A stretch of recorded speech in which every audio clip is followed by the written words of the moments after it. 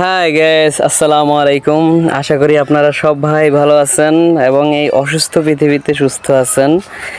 আজকে আপনাদের নিয়ে যাচ্ছি অনেকেরই সুপরিচিত জায়গা, চাঁদপুর জেলার মতলব উত্তরে অবস্থিত মোহনপুর পর্যটন স্পট। তবে আমার এবং অনেকেরই হয়তো মোহনপুর যাওয়ার যে রাস্তাটা ছিল, সেই রাস্তাটার আশেপাশে অসাধারণ ভিউ অনেকেরই পছন্দের ছিল।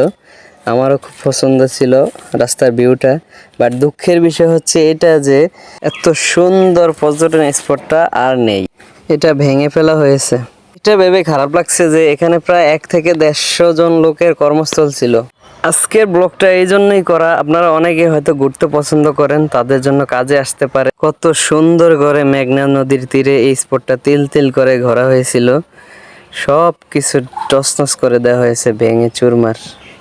দেখুন আপনারা সব কখনোই ভাবতে পারিনি এত পছন্দের একটা স্পট ভেঙে ফেলা হবে। দেখুন, জাস্ট দেখুন মোহনপুর স্পট, দেখুন পুরা চূর্ণ বিচূর্ণ, জাস্ট এক কথায় শেষ। আপনাদেরকে যেতটুকু পারতেছি দেখাইতেছি।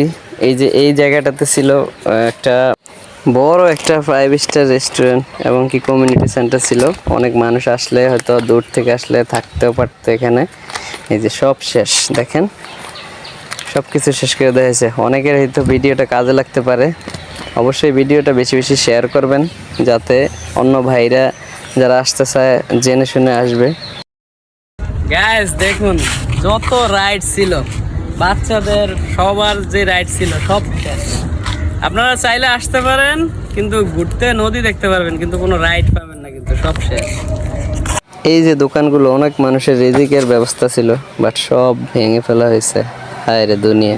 ভিডিওটি যদি সবার ভালো লেগে থাকে দয়া করে অবশ্যই চ্যানেলটাকে একটা সাবস্ক্রাইব করবেন, এবং যদি ফেসবুক পেজ থেকে দেখে থাকেন অবশ্যই পেজটাকে ফলো দিবেন। আজকের ভিডিওটা এই পর্যন্তই। সবাই ভালো থাকুন, সুস্থ থাকুন, আল্লাহ হাফেজ।